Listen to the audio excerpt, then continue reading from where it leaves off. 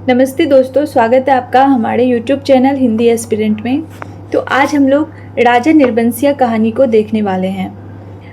राजा निर्बंसिया कहानी जो है यह कमलेश्वर द्वारा रचित है और राजा निर्बंसिया संग्रह में संग्रहित है, यानी कि राजा निर्बंसिया कहानी संग्रह भी है और कहानी भी है। इसका अगर प्रकाशन वर्ष पूछे तो 1957 जो है यह इसका प्रकाशन वर्ष है। तो देखिए कहानी क्या है। एक राजा निर्बंसिया थे। ये कहानी जो है इसमें दो समानांतर कहानी चलती है। एक तो राजा निर्बंसिया थे, उनकी कहानी चलती है, और एक जो है वो एक आम इंसान जो है चंदा और जगपति, उनके कहानियों को इनमें समानांतर चलाया गया है, जिसे हम लोग आगे देख लेते हैं। ठीक है। एक राजा निर्बंसिया थे। माँ कहानी सुनाया करती थी।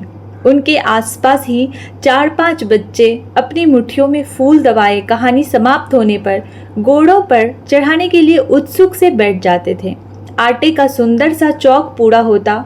उसी चौक पर मिट्टी की 6 घोड़े रखी जाती, जिनमें से ऊपर वाली के बिंदिया और सिंदूर लगता। बाकी 5 नीचे दबी पूजा ग्रहण करती रहती। एक और दीपक की बाती स्थिर सी जलती रहती और मंगल घट रखा रहता, जिस पर रोली के सथिया बनाया जाता। सभी बैठे बच्चों के मुख पर फूल चढ़ाने की उतावली की जगह कहानी सुनने की सहज स्थिरता उभर आती। यानी कि जब माँ कहानी सुनाती है तो सभी बच्चे अपनी मुट्ठियों में फूल दबाए बैठे होते हैं। क्यों? क्योंकि कहानी खत्म होने पर घोड़ों पर चढ़ाया जाएगा, और यह घोड़ा जो है यह घोड़े मिट्टी की बनी होती है और 6 घोड़े रखे होते हैं, जिनमें एक में तो ऊपर वाला में सिंदूर और बिंदिया लगाया जाता है, बाकी 5 नीचे ऐसे ही दबी रहती हैं। एक राजा निर्बंसिया थे। माँ सुनाया करती थी। उनके राज में बड़ी खुशहाली थी। सब वर्ण के लोग अपना अपना कामकाज देखते थे।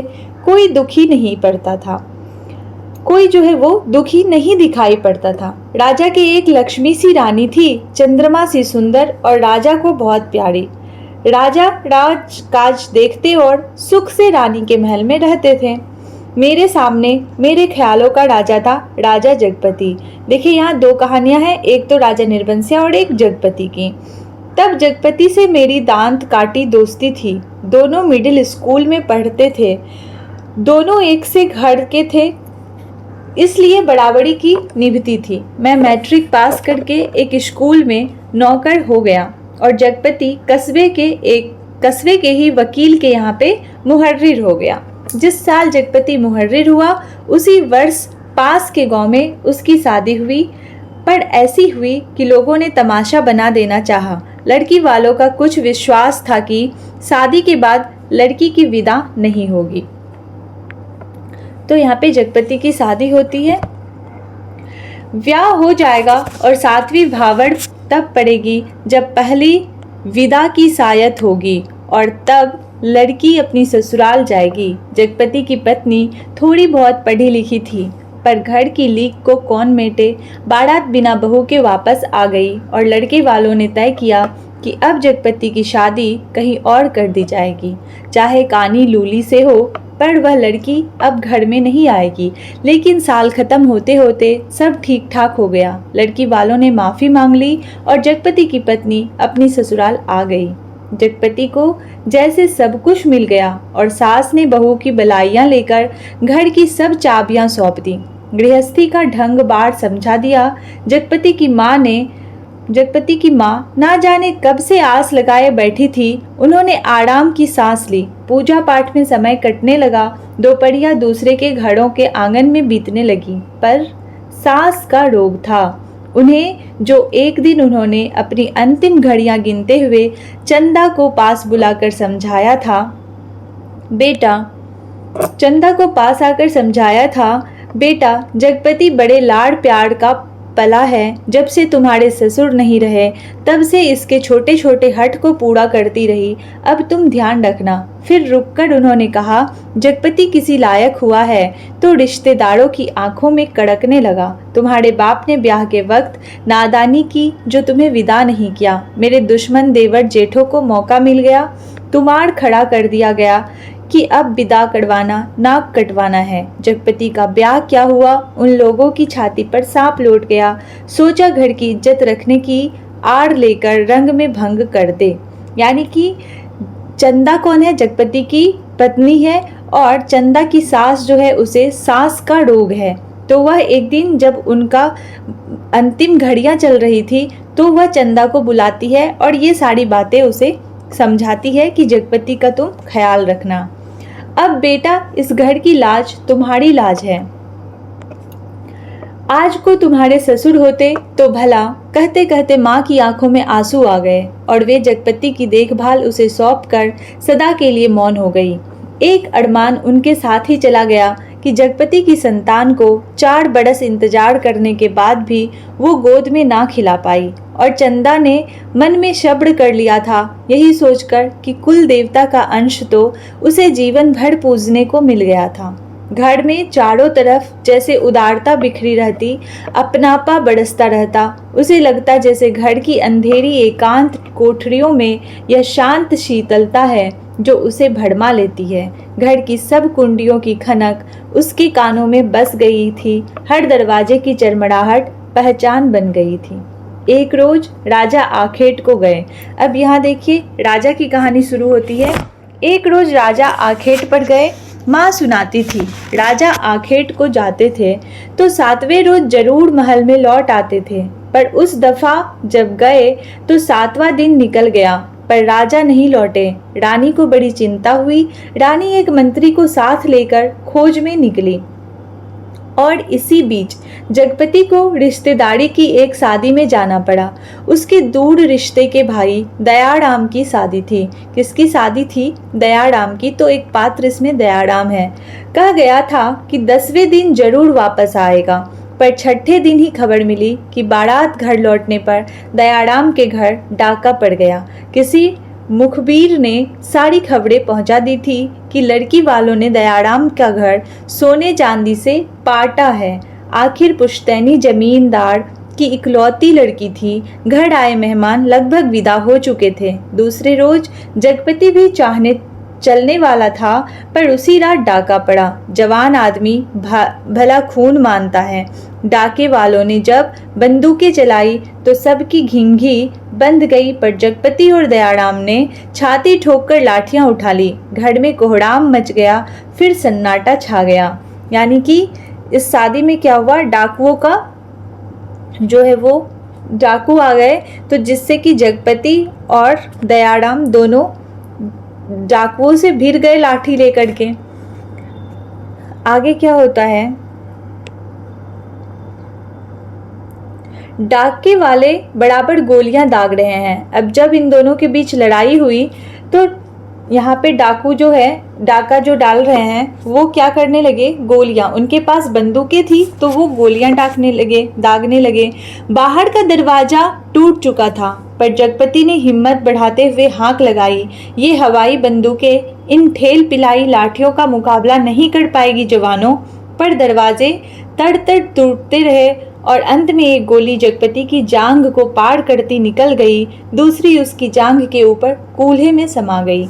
चंदा रोती कलपती और मनौतियां मानती जब वहां पहुंची तो जगपति अस्पताल में था। दयाराम की थोड़ी चोट आई थी, उसे अस्पताल से छुट्टी मिल गई थी। जगपति की देखभाल के लिए वही अस्पताल में मरीजों के रिश्तेदारों के साथ जो कोठरियां बनी थी उन्हीं में चंदा को रुकना पड़ा।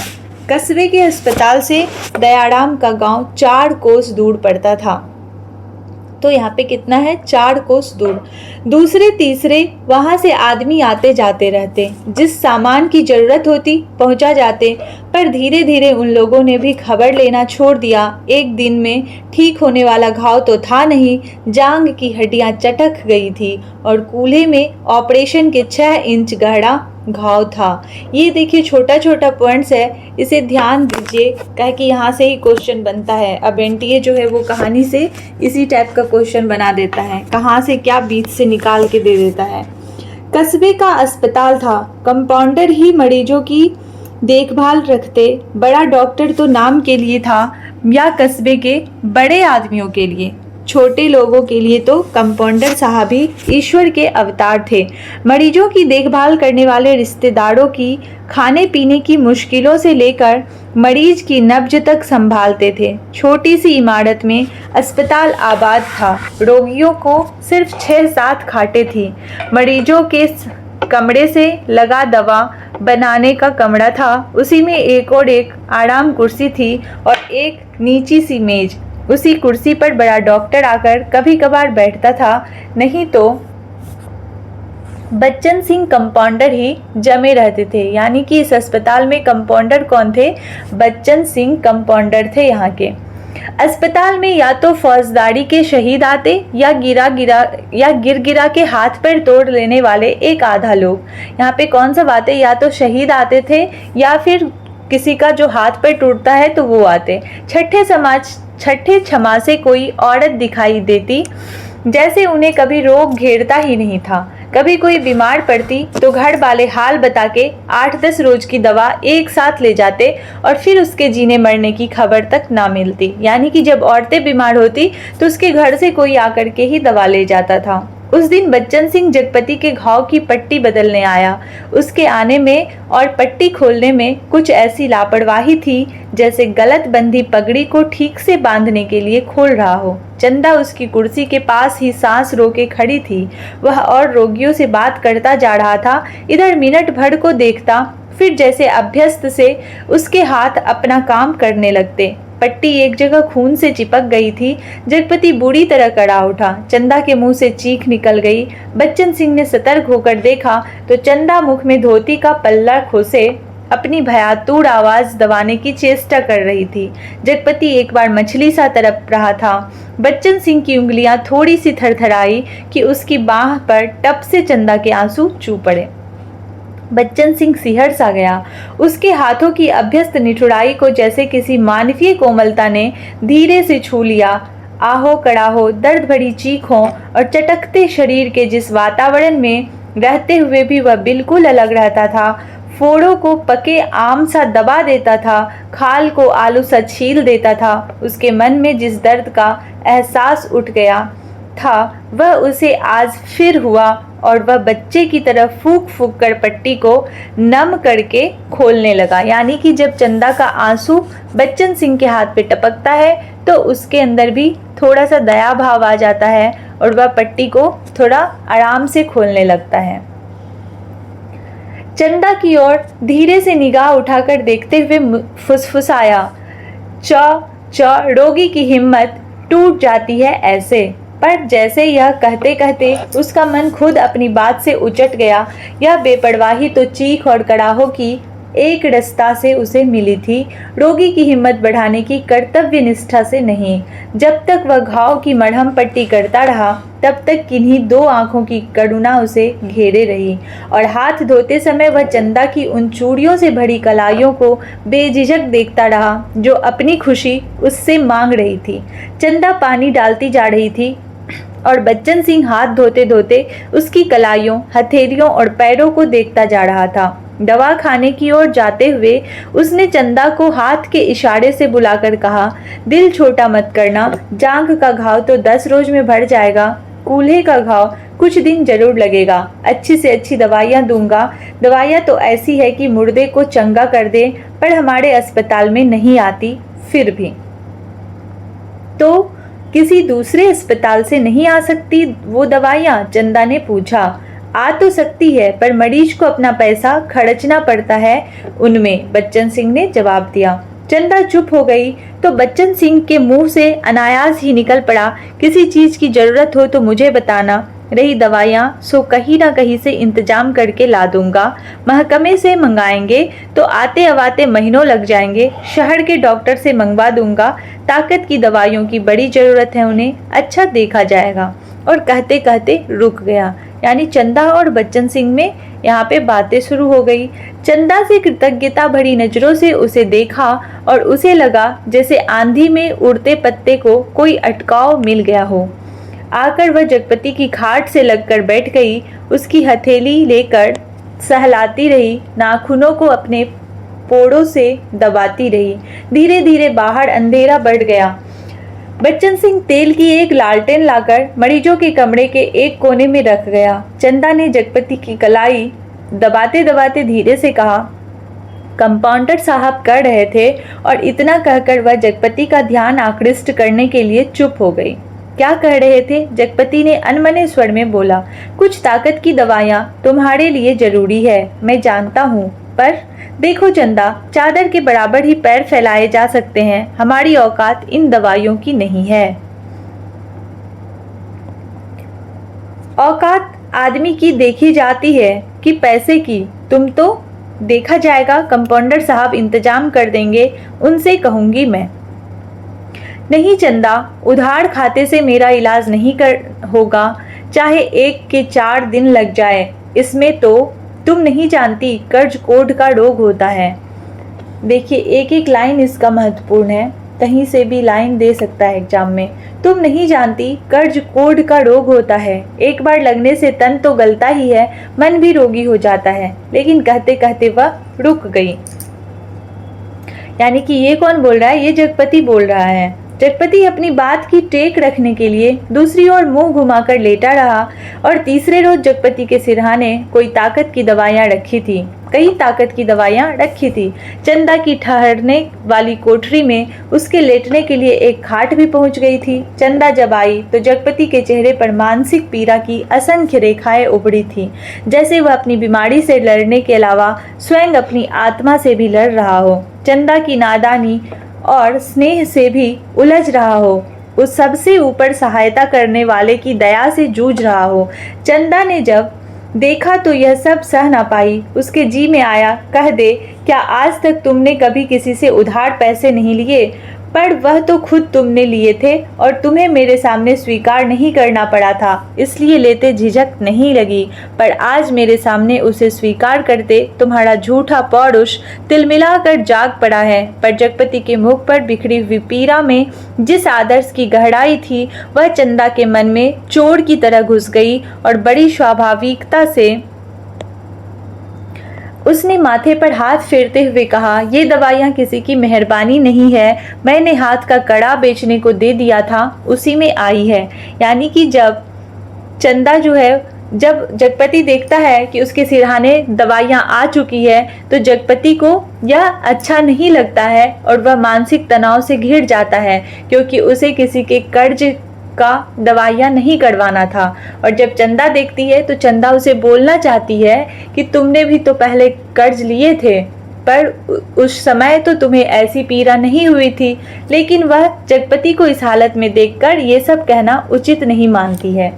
मुझसे पूछा तक नहीं, और जगपति ने कहा, और जैसे खुद मन की कमजोरी को दबा गया, कड़ा बेचने से तो अच्छा था बच्चन सिंह की दया ओढ़ ली जाती, और उसे हल्का सा पछतावा भी था, नाहक वह रौ में बड़ी बड़ी बातें कह जाता, ज्ञानियों की तरह सीख दे देता। और जब चंदा अंधेरा होते उठकर अपनी कोठरी में सोने के लिए जाने को हुई, तो कहते कहते यह बात दबा गई कि बच्चन सिंह ने उसके लिए एक खाट का इंतजाम भी कर दिया था। कमरे से निकली तो सीधी कोठरी में गई और हाथ का कड़ा लेकर सीधे दवाखाने की ओर चली गई, जहां बच्चन सिंह अकेला डॉक्टर की कुर्सी पर आराम से टांगे फैलाए लैंप की पीली रोशनी में लेटा था। जगपति का व्यवहार चंदा को लग गया था, और यह भी कि वह क्यों बच्चन सिंह का एहसान अभी से लाद ले। पति के लिए जेवर की कितनी औकात है। वह बेधड़क सी दवाखाने में घुस गई। दीन की पहचान के कारण उसे कमरे की मेज, कुर्सी और दवाओं की अलमारी की स्थिति का अनुमान था। वैसे कमरा अंधेरा ही पड़ा था, क्योंकि लैंप की रोशनी केवल अपने वृत्त में अधिक प्रकाशवान होकर कोनों के अंधेरों को और भी घनीभूत कर रही थी। बच्चन सिंह ने चंदा को घुसते ही पहचान लिया। वह उठकर खड़ा हो गया। चंदा ने भीतर कदम तो रख दिया, पर सहसा सहम गई, जैसे वह किसी अंधेरे कुएं में अपने आप कूद पड़ी हो। ऐसी कुआं जो निरंतर पतला होता गया है और जिसमें पानी की गहराई पाताल की परतों तक चली गई हो, जिसमें पड़कर वह नीचे धंसती चली जा रही हो। नीचे अंधेरा, एकांत, घुटन, पाप। देखिए, ये वाला जो लाइन है ये हमारा PYQ है, यानी कि ये क्वेश्चन आ चुका है। भीतर कदम रखते ही, यहाँ से देखिए ये वाला, भीतर तो कदम रख दिया पर सहसा जैसे वह अंधेरे कुएं में जा रही हो। तो ये वाला लाइन PYQ है। आगे देखते हैं।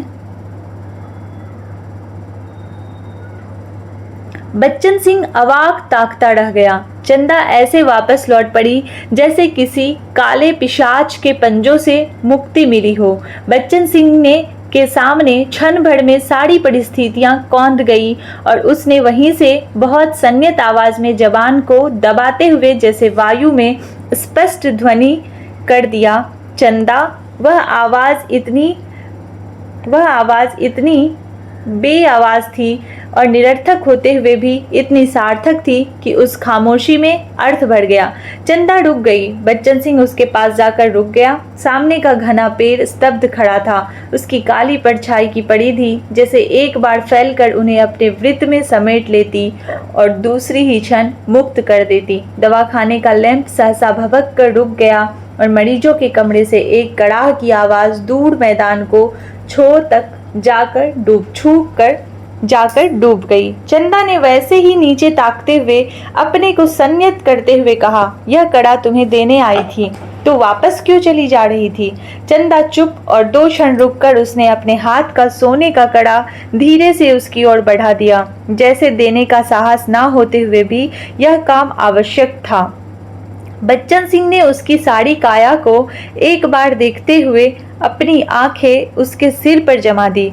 उसके ऊपर पड़े कपड़े के पार नरम चिकनाई से भरे लंबे लंबे बाल थे जिनकी भाप सी महक फैलती जा रही थी। वह धीरे धीरे से बोला, लाओ। चंदा ने कड़ा उसकी ओर बढ़ा दिया। कड़ा हाथ में लेकर वह बोला, सुनो।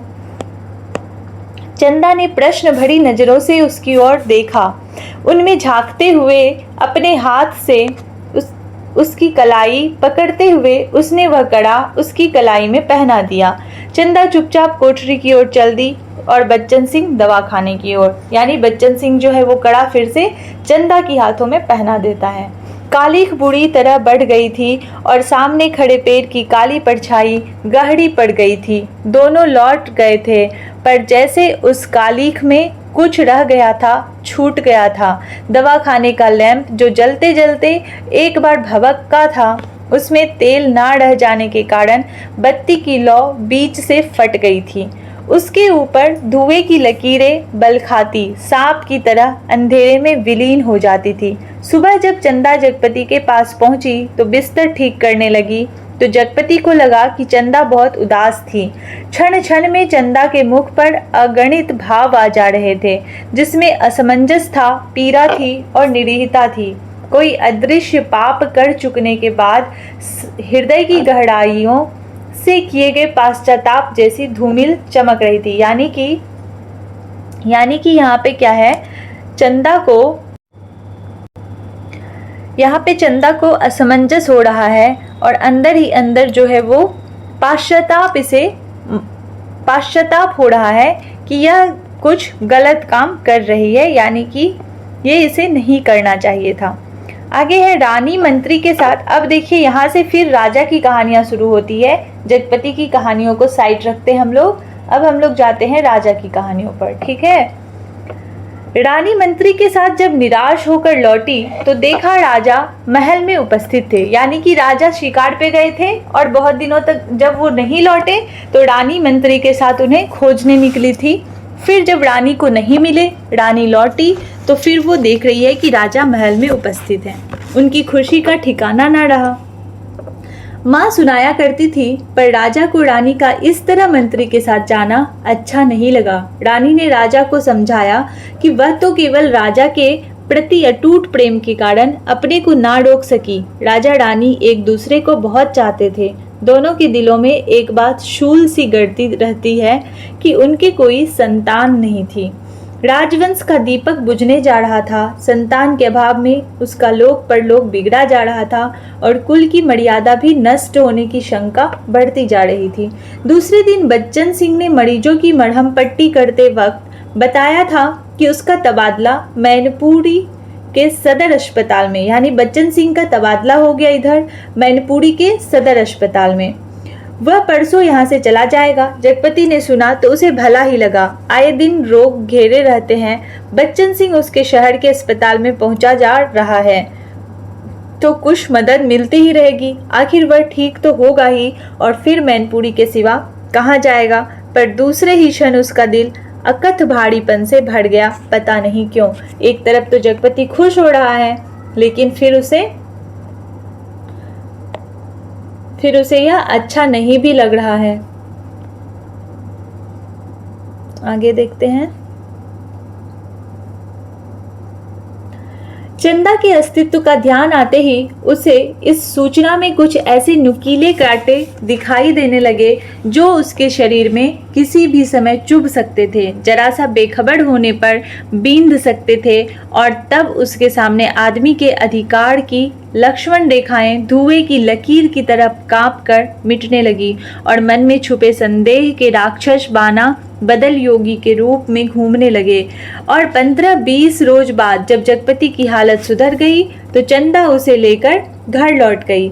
जगपति चलने फिरने लायक हो गया था।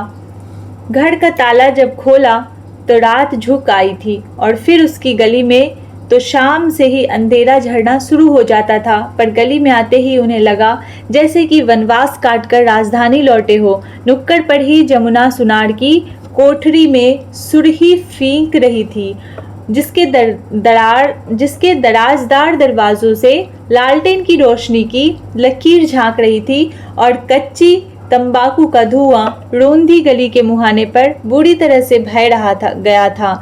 सामने ही मुंशी जी अपनी जिंगला खटिया के गड्ढे में कूपी के मध्यम प्रकाश में खसरा खतौनी बिछाए मिजान लगाने में मशगूल थे। जब जगपति के घर का दरवाजा खड़का तो अंधेरे में उसकी चाची ने अपने जंगले से देखा, और वहीं से बैठे बैठे अपने घर के भीतर ऐलान कर दिया कि राजा निर्बंसिया अस्पताल से लौट आए, कुलमा भी आई है।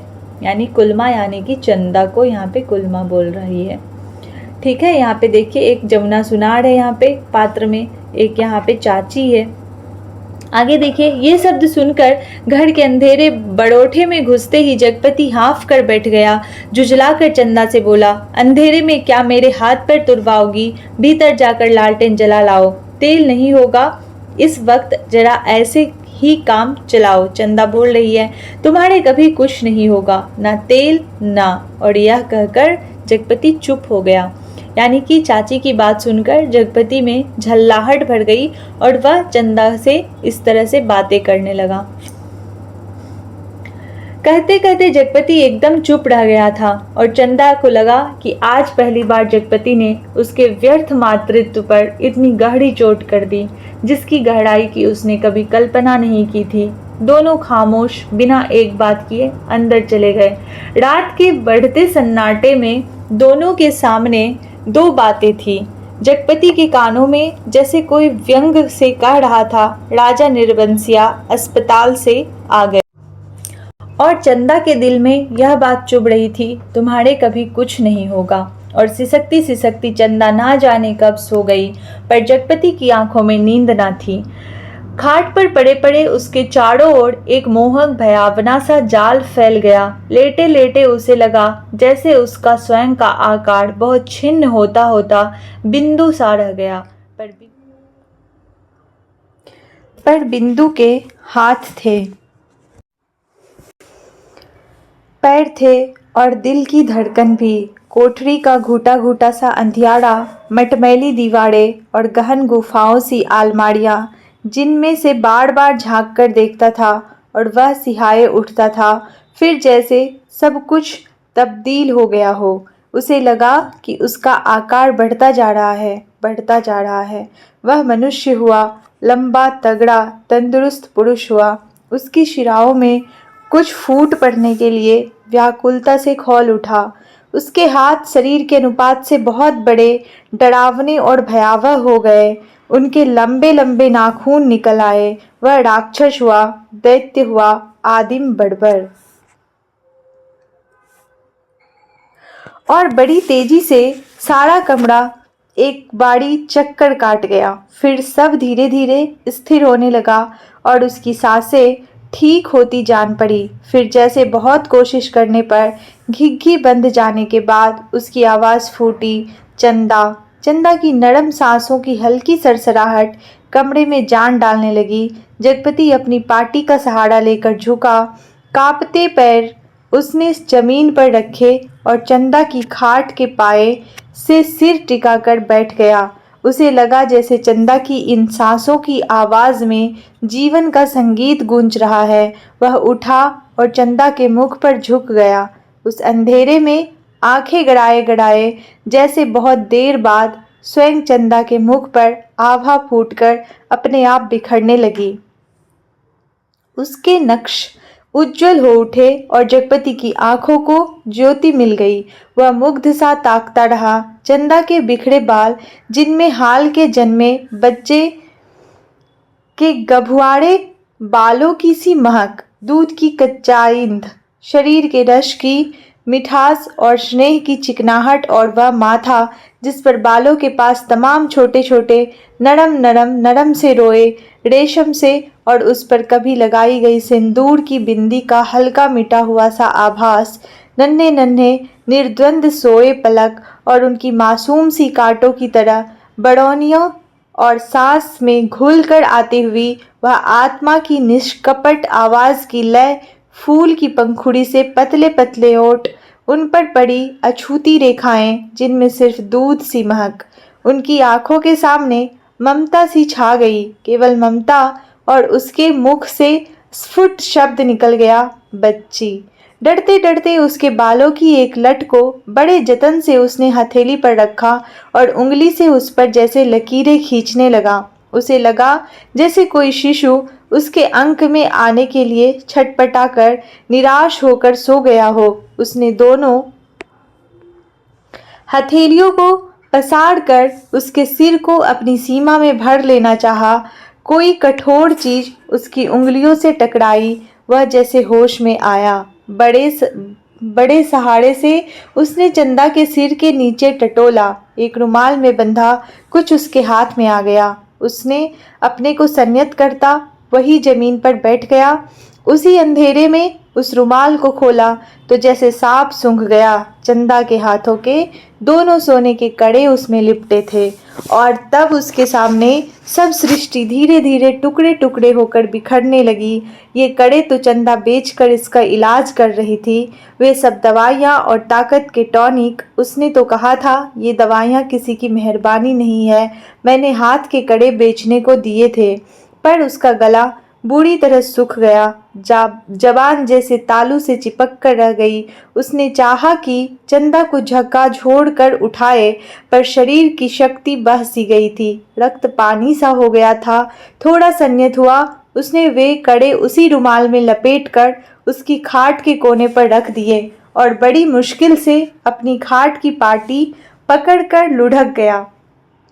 चंदा झूठ बोली, पर क्यों? कड़े आज तक छुपाए रही। उसने इतना बड़ा दुराव क्यों किया? आखिर क्यों? किस लिए? और जगपति का दिल भारी हो गया। उसे फिर लगा कि उसका शरीर सिमटता जा रहा है और वह एक सिंक का बना ढांचा ढह गया, नितांत हल्का, तिनके सा, हवा में उड़कर भटकने वाले तिनके सा। उस रात के बाद रोज जगपति सोचता रहा, चंदा कड़े से मांग कर बेच ले और कोई छोटा मोटा कारोबार ही शुरू कर ले, क्योंकि नौकरी छूट चुकी थी। इतने दिन की गैर हाजिरी के बाद वकील साहब ने दूसरा मुहर्रिम रख लिया था। आगे है, वह रोज यही सोचता, पर जब चंदा सामने आती तो ना जाने कैसी असहाय सी उसकी अवस्था हो जाती। उसे लगता जैसे कड़े मांगकर वह चंदा से पत्नीत्व का पद भी छीन लेगा। मातृत्व को तो भगवान ने छीन ही लिया। वह सोचता, आखिर चंदा क्या रह जाएगी? एक स्त्री से यदि पत्नीत्व और मातृत्व छीन लिया गया तो उसके जीवन की सार्थकता ही क्या? चंदा के साथ वह यह अन्याय कैसे करे? उससे दूसरी आंख की रोशनी कैसे मांग ले? फिर तो वह नितांत अंधी हो जाएगी और उन कड़ों को मांगने के पीछे जिस इतिहास का आत्मा नंगी हो जाएगी, कैसे वह उस लज्जा को स्वयं ही उधार कर ढापेगा? यानी कि जो झूठ बोली है चंदा, वो भी प्रकाश में आ जाएगा अगर वो कड़ा मांग ले तो। और वह उन्हीं ख्यालों में डूबा सुबह से शाम तक इधर उधर काम की टोह में घूमता रहता। किसी से उधार ले, पर किस संपत्ति पर? क्या उसके पास, जिसके आधार पर कोई उसे कुछ देगा, क्या है उसके पास। और मोहल्ले के लोग जो एक एक पाई पर जान देते हैं, कोई चीज़ खरीदते वक्त भाव में एक पैसा कम मिलने पर मीलों पैदल जाकर एक पैसा बचाते हैं, एक एक पैसे की मसाले की पुड़िया बंधवा कर 11 मर्तबा पैसों का हिसाब जोड़कर एक आध पैसा उधार कर मिन्नतें करते सौदा घर लाते हैं। गली में कोई खोचे वाला फंस गया तो 2 पैसे की चीज को लड़ झगड़ कर 4 दाने ज्यादा पाने की नीयत से 2 जगह बंधवाते हैं। भाव के जरा से फर्क पड़ने पर घंटों बहस करते हैं। शाम को सड़ी गली तरकारियों को किफायत के कारण लेते हैं। ऐसे लोगों से किस मुंह से मांग कर वह उनकी गरीबी का एहसास पर ठोकर लगाए। पर उस दिन शाम को जब वह घर पहुंचता तो बरोठे में ही एक साइकिल रखी नजर आई। दिमाग पर बहुत जोर डालने के बाद भी वह आगंतुक की कल्पना न कर पाया। भीतर वाले दरवाजे पर जब पहुंचा तो सहसा हंसी की आवाज़ सुनकर ठिठक गया। उस हंसी में एक अजीब सा उन्माद था और उसके बाद चंदा का स्वर, अब आते ही होंगे, बैठिए ना 2 मिनट और, अपनी आँख से देख लीजिए और उन्हें समझाते जाइए कि अभी तंदुरुस्ती इस लायक नहीं जो दिन रात, हाँ भाई, कमजोरी इतनी जल्दी नहीं मिट सकती, ख्याल नहीं करते तो नुकसान उठाएंगे, कोई पुरुष का स्वर था। जगपति असमंजस में पड़ गया। वह एकदम भीतर घुस जाए इसमें क्या हर्ज है, पर जब उसने पैर उठाए तो वे बाहर जा रहे थे। बाहर बरोठे में साइकिल को पकड़ते ही उसे सूझ आई। वहीं से जैसे अनजान बनता बड़े प्रयत्न से आवाज़ को खोलता चिल्लाया, अरे चंदा, यह साइकिल किसकी है? कौन मेहरबान? चंदा उसकी आवाज़ सुनकर कमरे से बाहर निकलकर जैसे खुशखबरी सुना रही थी, अपने कंपाउंडर साहब आए हैं, खोजते खोजते आज घर का पता पाए हैं, तुम्हारे इंतजार में बैठे हैं। कौन? बच्चन सिंह? अच्छा अच्छा, वही तो मैं कहूँ, भला कौन? कहता जगपति पास पहुंचा और बातों में इस तरह उलझ गया जैसे सारी परिस्थिति उसने स्वीकार कर ली हो। बच्चन सिंह जब फिर से आने की बात कहकर चला गया तो चंदा ने बहुत अपनेपन से जगपति के सामने बात शुरू की। जाने कैसे कैसे आदमी होते हैं। क्यों, क्या हुआ? कैसे होते हैं आदमी? जगपति ने पूछा। इतनी छोटी जान पहचान में तुम मर्दों के घर में ना रहते घुस कर बैठ सकते हो? तुम तो उल्टे पैरों लौट आओगे। चंदा कहकर जगपति के मुख पर कुछ इच्छित प्रतिक्रिया देख सकने के लिए गहरी निगाहों से ताकने लगी। जगपति ने चंदा की ओर ऐसे देखा जैसे यह बात भी कहने की या पूछने की है। फिर बोला, बच्चन सिंह अपनी तरह का आदमी है, अपनी तरह का अकेला होगा। पर कहते कहते चंदा रुक गई। आड़े वक्त काम आने वाला आदमी है, लेकिन उससे फ़ायदा उठा सकना जितना आसान, उतना मेरा मतलब है कि जिससे कुछ लिया जाएगा उसे दिया भी जाएगा। जगपति ने आंखें दीवार पर गड़ाते हुए कहा और चंदा उठकर चली गई। उस दिन के बाद बच्चन सिंह लगभग रोज ही आने जाने लगा। जगपति उसके साथ इधर उधर घूमता भी रहता। बच्चन सिंह के साथ वह जब तक रहता अजीब सी घुटन उसके दिल को बांध लेती और तभी जीवन की तमाम विषमताएं भी उसकी निगाहों के सामने उभरने लगती। आखिर वह स्वयं एक आदमी है, बेकार। यह माना कि उसके सामने पेट पालने की कोई इतनी विकराल समस्या नहीं। वह भूखों नहीं मर रहा है, जाड़े में कांप नहीं रहा, पर उसके 2 हाथ पैर हैं, शरीर का पिंजरा है जो कुछ मांगता है कुछ, और सोचता यह कुछ क्या है? सुख? शायद हाँ, शायद नहीं। वह तो दुख में भी जी सकने का आदी है, अभावों में जीवित रह सकने वाला आश्चर्यजनक कीड़ा है। तो फिर वासना? शायद हाँ, शायद नहीं। चंदा का शरीर लेकर उसने उस क्षणिकता को भी देखा है। तो फिर धन? शायद हाँ, शायद नहीं। उसने धन के लिए अपने को खपाया है, पर वह भी तो उस अदृश्य प्यास को बुझा नहीं पाया। तो फिर क्या? वह कुछ क्या है जो उसकी आत्मा में नासूर सा रिश्ता रहता है, अपना उपचार मांगता है? शायद काम? हाँ, यही, बिल्कुल यही जो उसके जीवन की घड़ियों को निपट सूना ना छोड़े, जिसमें वह अपनी शक्ति लगा सके, अपना मन डुबो सके, अपने को सार्थक अनुभव कर सके, चाहे उसमें सुख हो या दुख, अरक्षा हो या सुरक्षा, शोषण हो या पोषण। उसे सिर्फ काम चाहिए, करने के लिए कुछ चाहिए। यही तो उसकी प्रकृत आवश्यकता है, पहली और आखिरी मांग है, क्योंकि वह उस घर में नहीं पैदा हुआ जहाँ सिर्फ जबान हिलाकर शासन करने वाले होते हैं। वह उस घर में भी नहीं पैदा हुआ है जहाँ सिर्फ मांग कर जीने वाले होते हैं। वह उस घर का है जो सिर्फ काम करना जानता है, काम ही जिसकी आस है, सिर्फ वह काम चाहता है, काम। और एक दिन उसकी काम की समस्या भी हल हो गई। तालाब वाले ऊंचे मैदान के दक्षिण और जगपति की लकड़ी की टाल खुल गई। बोर्ड तक टंग गया। टाल की जमीन पर लक्ष्मी पूजन भी हो गया और हवन भी हुआ। लकड़ी को कोई कमी नहीं था। गांव से आने वाले गाड़ियों को इस कारोबार में पड़े हुए आदमियों की मदद से मोल तोल करवा के वहां गिरवा दिया गया। गांठें एक और रखी गई।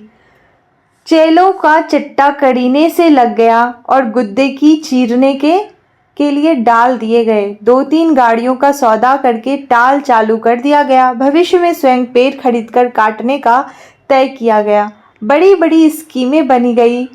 किसी तरह जलाने की लकड़ी के बढ़ाते बढ़ाते एक दिन इमारती लकड़ी की कोठी बनेगी, चीरने की नई मशीन लगेगी। कारोबार बढ़ जाने पर बच्चन सिंह भी नौकरी छोड़कर उसी में लग जाएगा और उसने महसूस किया कि वह काम में लग गया है। अब 24 घंटे उसके सामने काम है, उसके समय का उपयोग है। दिन भर में वह 1 घंटे के लिए किसी का मित्र हो सकता है, कुछ देर के लिए वह पति हो सकता है, पर बाकी समय, दिन और रात के बाकी घंटे, उन घंटों के अभाव को सिर्फ उसका अपना काम ही भर सकता। और अब वह कामदार था, यानी कि जगपति को काम चाहिए था अपने खालीपन को दूर करने के लिए। वह कामदार तो था, लेकिन जब टाल की उस ऊंची जमीन पर पड़े छप्पर के नीचे तखत पर वह गल्ला रख कर बैठता, सामने लगे लकड़ियों की ढेर, कटे हुए पेड़ के तने, जड़ों को लुढ़कता हुआ देखता, तो एक निरीहता बड़बस उसके दिल को बांधने लगती। उसे लगता एक व्यर्थ पिशाच का शरीर टुकड़े टुकड़े करके उसके सामने डाल दिया गया है। फिर इस पर कुल्हाड़ी चलेगी और रेशे रेशे अलग हो जाएंगे, और तब उनकी ठठरियों को सुखाकर किसी पैसे वाले के हाथ तक पर तौल कर बेच दिया जाएगा। और तब उसकी निगाहें सामने खड़े ताड़ पर अटक जाती, जिसके बड़े बड़े पत्तों पर सुर्ख गर्दन वाले गिद्ध पर फड़फड़ा कर देर तक खामोश बैठे रहते। ताड़ का काला गड्ढेदार तना और उसके सामने ठहरी हुई वायु में निस्सहाय कांपती भाड़हीन नीम की पत्तियां, चकराती झड़ती रहती धूल भरी धरती पर लकड़ी सी गाड़ियों के पहियों की पड़ी हुई लीक धुंधली सी चमक उठती, और बगल वाले मूंगफली के पेंच की एक रस खड़खड़ाती आवाज कानों में भरने लगती। बगल वाली कच्ची पगडंडी से कोई गुजरकर टीले के ढलान से तालाब की नीचाई में उतर जाता, जिसके गंदले पानी में कूड़ा तैरता रहता, और सूअर कीचड़ में मुंह डालकर उस कूड़े को रौंदते दोपहर सिमटती और शाम की धुंध छाने लगती, तो वह लालटेन जलाकर छप्पड़ के खंभे की कील में टांग देता, और उसकी थोड़ी ही देर बाद अस्पताल वाली सड़क से बच्चन सिंह एक काले धब्बे की तरह आता दिखाई पड़ता। गहरे पड़ते अंधेरे में उसका आकार धीरे धीरे बढ़ता जाता, और जगपति के सामने जब वह आकर खड़ा होता तो वह उसे बहुत विशाल सा लगने लगता, जिसके सामने उसे अपना अस्तित्व डूबता सा महसूस होता। एक आध बिगड़ी की बातें होती और तब दोनों घर की ओर चल देते। घर पहुंचकर बच्चन सिंह कुछ देर जरूर रुकता, बैठता, इधर उधर की बातें करता। कभी मौका पड़ जाता तो जगपति और बच्चन की थाली भी लग जाती साथ। चंदा सामने बैठकर दोनों को खिलाती। तो यहाँ पे अब बच्चन सिंह क्या किया, लकड़ी की दुकानों में वहां पे काम करने लगा। जो किसका था, बच्चन सिंह का।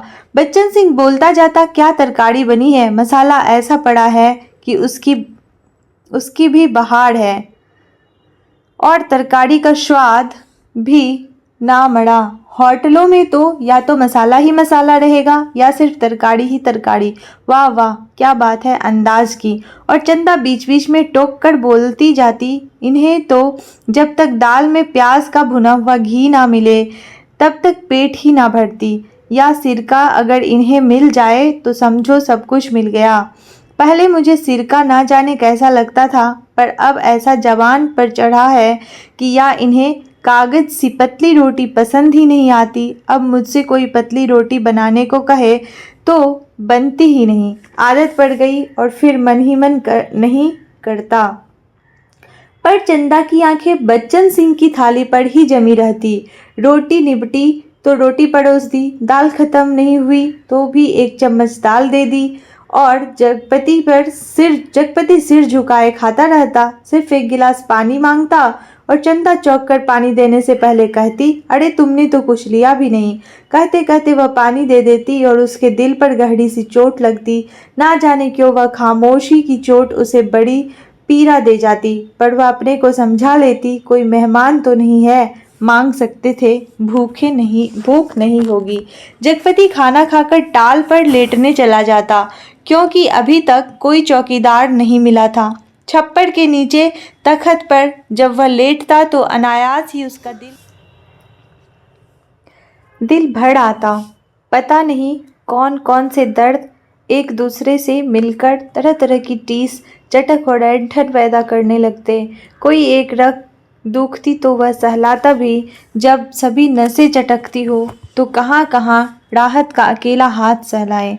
लेटे लेटे उसकी निगाह ताड़ के उस ओर बनी पुख्ता कब्र पर जम जाती, जिसके सिरहाने कटीला बबूल का एकाकी पेड़ सुन्न सा खड़ा रहता। जिस कब्र पर एक पर्दानशीन औरत बड़े लिहाज से आकर सवेरे सवेरे बेला और चमेली के फूल चढ़ा जाती, घूम घूम कर उसके फेरे लेती और माथा टेक कर कुछ कदम उदास उदास सी चलकर एकदम तेजी से मुड़कर बिसातियों के मोहल्ले में खो जाती। शाम होते फिर आती, एक दिया बारती और अगर की बत्तियां जलाती, फिर मुड़ते हुए ओढ़नी का पल्ला कंधों पर डालती तो दिए की लौ कांपती, कभी कांप कर बुझ जाती, पर उसके कदम बढ़ चुके होते, पहले धीमे थके उदास से और फिर तेज सधे सामान्य से, और वह फिर उसी मोहल्ले में खो जाती।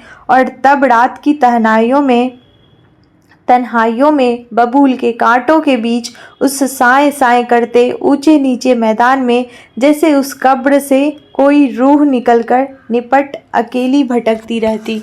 तभी ताड़ पर बैठे सुर्ख गर्दन वाले गिद्ध मनहूस सी आवाज़ में किलबिला उठते और ताड़ के पत्ते भयानकता से खड़बड़ा उठते। जगपति का बदन कांप जाता। वह भटकती रूह जिंदा रह सकने के लिए जैसे कब्र की ईंटों में बबूल के साया तले दुबक जाती। जगपति अपनी टांगों को पेट से भींचकर कंबल से मुंह छुपा औंधा लेटा जाता।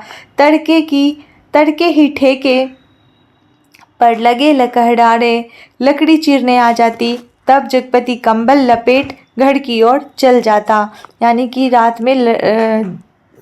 में जगपति को ये सारे चीज़ों देखकर थोड़ा सा भय लगता है और वह किसी तरह से जो है वो वहाँ पे रात बिताता है। तभी वहाँ पे क्या आते हैं, लकड़हारे जब आते हैं तो वो घर की ओर बढ़ जाता है।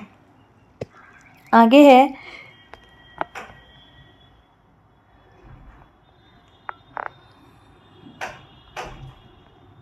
राजा रोज सवेरे टहलने जाते थे। अब यहाँ फिर राजा का कहानी शुरू है। राजा रोज सवेरे टहलने जाते थे, ठीक है। माँ सुनाया करती थी, एक दिन जैसे ही महल के बाहर निकल कर आए कि सड़क पर झाड़ू लगाने वाली मेहत रानी उन्हें देखते ही अपना झाड़ू पंजा पटक कर माथा पीटने लगी और कहने लगी, हाय राम, आज राजा निर्वंशिया का मुंह देखा है। ना जाने रोटी भी नसीब होगी कि नहीं, ना जाने कौन सी विपत टूट पड़े। राजा को इतना दुख हुआ कि उल्टे पैरों महल को लौट गए। मंत्री को हुक्म दिया कि मेहत रानी का घर नाज से भर दे और सब राजश्री वस्त्र उतार। राजा उसी क्षण क्या किए, जंगल की ओर चले गए। उसी रात रानी को सपना हुआ कि कल रात तेरी मनोकामना पूरी करने वाली है। रानी बहुत पछता रही थी, पर फौरन ही रानी राजा को खोजती खोजती उस सराय में पहुंच गई जहां वह टिके हुए थे। रानी भेष बदलकर सेवा करने लगी, भटियारिन बनकर राजा के पास रात में पहुंची, रात भर उनके साथ रही और सुबह राजा के जगने से पहले सराय छोड़ महल में लौट आई। राजा सुबह उठकर दूसरे देश की ओर चले गए। 2 ही दिनों में राजा के निकल जाने की खबर राजभर में फैल गई। राजा निकल गए, चारों तरफ यही खबर थी और उस दिन टोले मोहल्ले के हर आंगन में बरसात के मेघ की तरह यह खबर बरसकर फैल गई कि चंदा के बाल बच्चा होने वाला है। यानी कि चंदा को यहाँ पे बाल बच्चा होने वाला है। नुक्कड़ पर जमुना सुनार की कोठरी में फिकती सुरही रुक गई।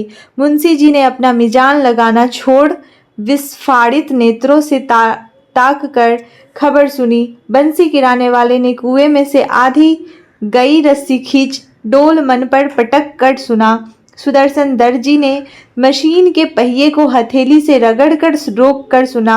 हंसराज पंजाबी ने अपनी नील लगी मलगुजी कमीज की आस्तीनें चढ़ाते हुए सुना और जगपति की बेवा चाची ने औरतों के जमघट में बड़े विश्वास पर भेद भरे स्वर में सुनाया। आज 6 साल हो गए शादी को, ना बाल ना बच्चा, ना जाने किसका पाप है उसके पेट में और किसका होगा सिवा उस मुसडंडे कंपाउंडर के। ना जाने कहाँ से कुलच्छनी इस मोहल्ले में आ गई। इस गली की तो पुश्तों से ऐसी मर्जाद रही है, गैर मर्द औरत की परछाई तब नहीं देख पाती, गैर मर्द औरत की परछाई तक नहीं देख पाती।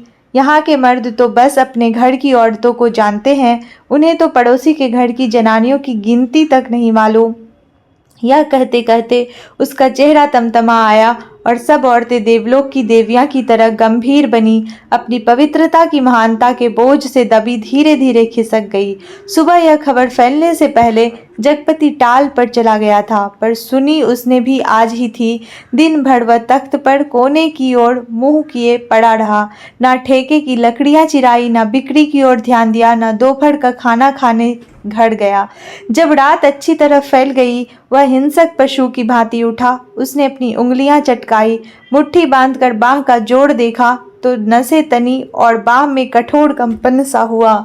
उसने 3-4 पूरी सांसें खींची और मजबूत कदमों से घर की ओर चल पड़ा। मैदान खत्म हुआ, कंकड़ की सड़क आई, सड़क खत्म हुई, गली आई, पर गली के अंधेरे में घुसते वह सहम गया, जैसे किसी ने अदृश्य हाथों से उसे पकड़कर सारा रक्त निचोड़ लिया। उसकी फटी हुई शक्ति की नस पर हिम शीतल होठ रखकर सारा रस चूस लिया और गली के अंधेरे की हिकारत भरी कालिक और भी भारी हो गई, जिसमें घुसने से उसकी सांस रुक जाएगी, घुट जाएगी। वह पीछे मुड़ा पर रुका नहीं, पर रुक गया। फिर कुछ संयत होकर वह चोरों की तरह निःशब्द कदमों से किसी तरह घर की भीतरी दौड़ी पर पहुंच गया। दाईं ओर की रसोई वाली दहलीज में कुप्पी टिमटिमा रही थी और चंदा अस्त व्यस्त सी दीवार से सिर टेके शायद आसमान निहारते निहारते सो गई थी। कूपी का प्रकाश उसके आधे चेहरे को उजागर किए था और आधा चेहरा गहन कालिमा में डूबा अदृश्य। वह खामोशी से खड़ा ताकता रहा। चंदा के चेहरे पर नारीत्व की प्रौढ़ता आज उसे दिखाई दी। चेहरे की सारी कमनीयता ना जाने कहाँ खो गई थी, उसकी अछूतापन ना जाने कहाँ लुप्त हो गया था। फूला फूला मुख, जैसे टहनी से तोड़े फूल को पानी में डालकर ताज़ा किया गया हो, जिसकी पंखुड़ियों में टूटन की सुरमई रेखाएं पड़ गई हो, पर भींगने से भारीपन आ गया हो। उसके खुले पैर पर उसकी निगाह पड़ी तो सूजा सा लगा, एड़ियां भरी सूजी सी और नाखूनों के पास अजब सा सूखापन। जगपति का दिल एक बार महसूस उठा। उसने चाहा कि बढ़कर उसे उठा ले, अपने हाथों से उसका पूरा शरीर छू छू कर सारा कलुष पोंछ दे, उसे अपनी सांसों की अग्नि में तपाकर एक बार फिर पवित्र कर ले और उसकी आंखों की गहराई में झांक कर कहे देवलोक से कि किस शापवश निर्वासित हो तुम इधर आ गई चंदा। यह शाप तो अमिट था। तभी चंदा ने हड़बड़ा कर आंखें खोली। जगपति को सामने देख उसे लगा कि वह एकदम नंगी हो गई हो, अतिशय लज्जित हो। उसने अपने पैर समेट लिए, घुटनों से धोती नीचे सरकाकर और बहुत संयत सी उठकर रसोई के अंधेरे में खो गई। जगपति एकदम हताश हो वहीं कमरे की देहरी पर चौखट से सिर टिका बैठ गया। नजर कमरे में गई तो लगा कि पढ़ाए स्वर यहाँ गूंज रहे हैं, जिसमें चंदा का भी एक है। एक तरफ घर के हर कोने से अंधेरा सैलाब की तरह बढ़ता आ रहा था। एक अजीब निस्तब्धता, असमंजस, गति पर पथभ्रष्ट, शक्लें पर आकारहीन। खाना खा लेते चंदा का स्वर कानों में पड़ा। वह अनजाने ऐसे उठा जैसे तैयार बैठा हो उसकी बात की आज तक उसने अवज्ञा ना की थी। खाने तो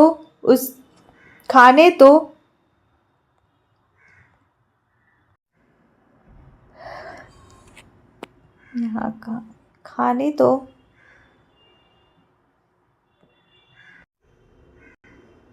बैठ गया, पर कौड़ नीचे नहीं सरक रहा था। तभी चंदा ने बड़े सधे शब्दों में कहा, कल मैं गांव जाना चाहती हूँ। जैसे वह इस सूचना से परिचित था, बोला, अच्छा। चंदा फिर बोली, मैंने बहुत पहले घर चिट्ठी डाल दी थी, भैया कल लेने आ रहे हैं। तो ठीक है, जगपति वैसे ही डूबा डूबा बोला। चंदा का बांध टूट गया और वह वहीं घुटनों के मुंह दबाकर कातर सी फफक फफक कर रो पड़ी। ना उठ सकी ना हिल सकी। जगपति क्षण भर को विचलित हुआ, पर जैसे जम जाने के लिए उसके होठ फड़कने और क्रोध के ज्वालामुखी को जबरन दबाते हुए भी वह फूट पड़ा। यह सब मुझे क्या दिखा रही है, बेशरम, बेगैरत। उस वक्त नहीं सोचा था जब मेरी लाश तले। तब की बात झूठ है। सिसकियों के बीच चंदा का स्वर फूटा, लेकिन जब तुमने मुझे बेच दिया। एक भरपूर हाथ चंदा की कनपटी पर आग सुलगाता पड़ा और जगपति अपनी हथेली दूसरी से दबाता खाना छोड़ कोठरी में घुस गया और रात भर कुंडी चढ़ाए उसी कालीख में घुटता रहा। दूसरे दिन चंदा घर छोड़ अपने गांव चली गई। जगपति पूरा दिन और रात टाल पर ही काट देता, उसी वीराने में, तालाब के बगल, कब्र, बबूल और ताड़ के पड़ोस में। पर मन मुर्दा हो गया था। जबरदस्ती वह अपने को वहीं रोके रहता। उसका दिल होता कहीं निकल जाए, पर ऐसी कमजोरी उसके तन और मन को खोखला कर गई थी कि चाहने पर भी वह ना जा पाता। हिकारत भरी नजरें सहता, पर वहीं पड़ा रहता। काफी दिनों बाद जब नहीं रहा गया, तो एक दिन जगपति घर पर ताला लगा नजदीक के गांव में लकड़ी काटने चला गया। उसे लग रहा था कि अब वह पंगु हो गया है, बिल्कुल लंगड़ा, एक रेंगता कीड़ा जिसके ना आंख है ना कान है, ना मन ना इच्छा। वह उस बाग में पहुंच गया जहां खरीदे पेड़ कटने थे। दो आड़े वालों ने पतले पेड़ के तने पर आड़ा रखा और कड़कड़ का आबाद शोर शुरू हो गया। दूसरे पेड़ पर बन्ने और शकुड़े की कुल्हाड़ी बज उठी और गांव से दूर उस बाग में एक लयपूर्ण शोर शुरू हो गया। जड़ पर कुल्हाड़ी पड़ती तो पूरा पेड़ थर्रा जाता।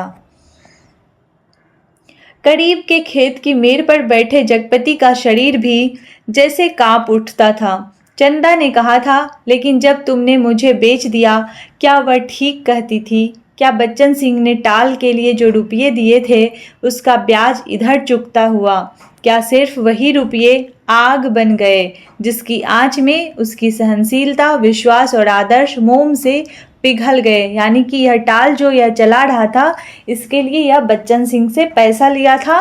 तो इसे लग रहा है क्या वो पैसा ही जो है वो चंदा को बेच के दिया गया था। शकुड़े बाग से लगे दड्डे पर से किसी ने आवाज लगाई।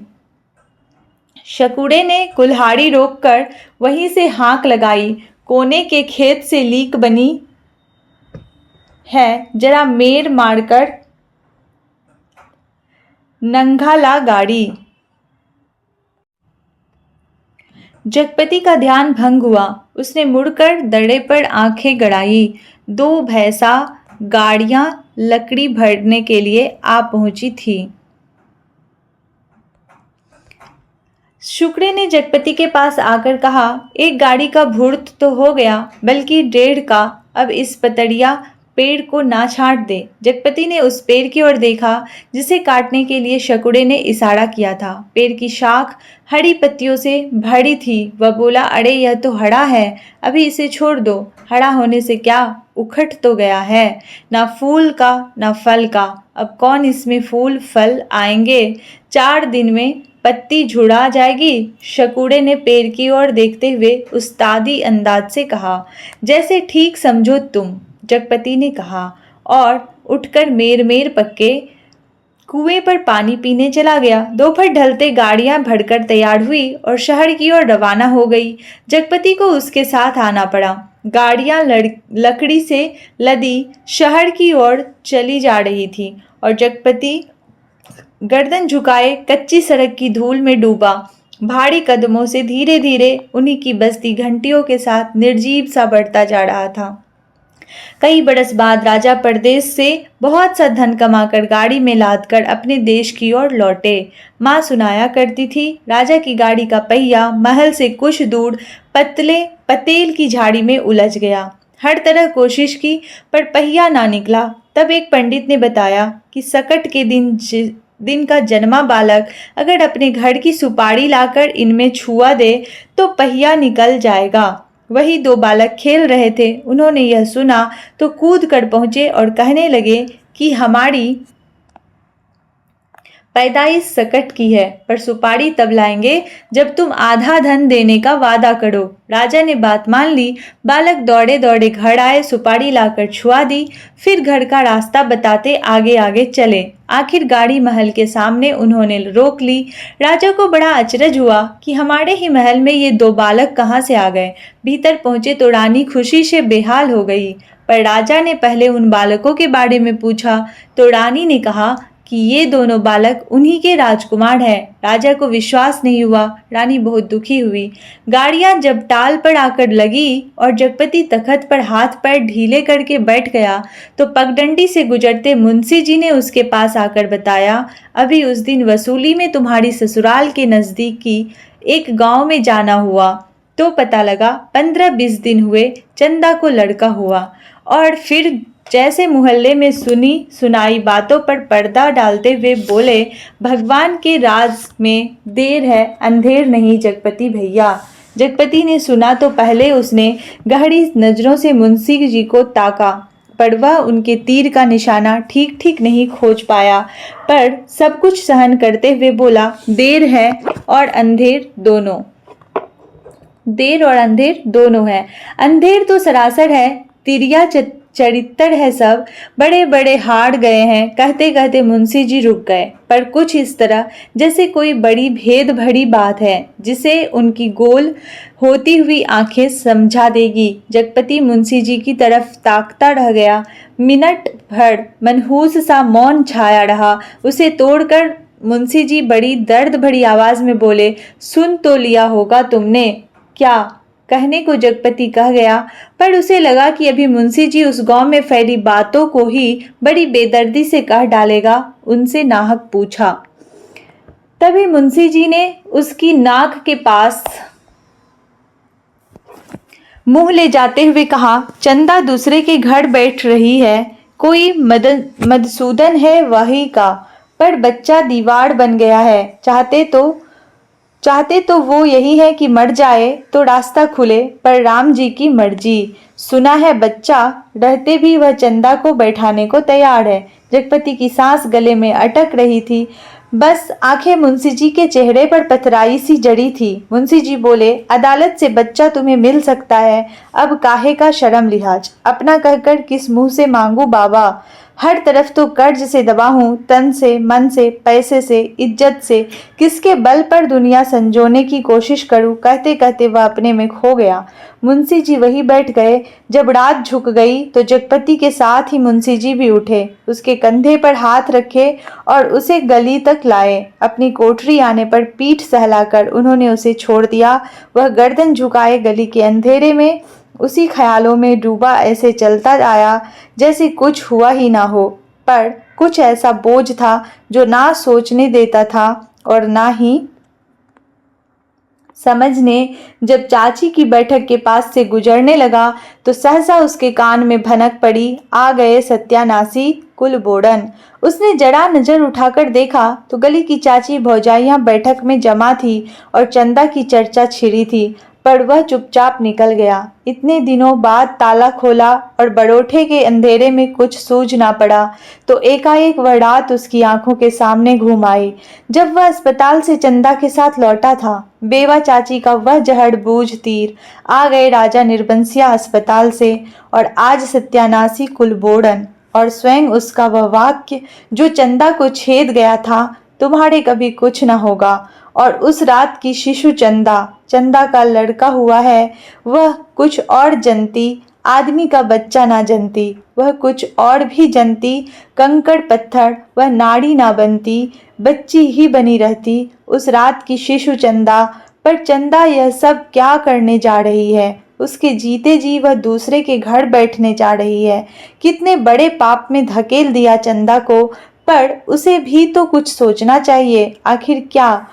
पर मेरे जीते जी तो यह सब अच्छा नहीं। वह इतनी घृणा बर्दाश्त करके भी जीने को तैयार है, या मुझे जलाने को। वह मुझे नीच समझती है, कायर। नहीं तो एक बार खबर तो लेती, बच्चा हुआ तो पता लगता। पर नहीं, वह उसका कौन है? कोई भी नहीं। औलाद ही तो वह स्नेह की धूड़ी है जो आदमी औरत के पहियों को साध कर तन के दलदल से पार ले जाती है। नहीं तो हर औरत वेश्या है, हर आदमी वासना का कीड़ा। ये पंक्तियां महत्वपूर्ण हैं। तो क्या चंदा औरत नहीं रही? वह जरूर औरत थी, पर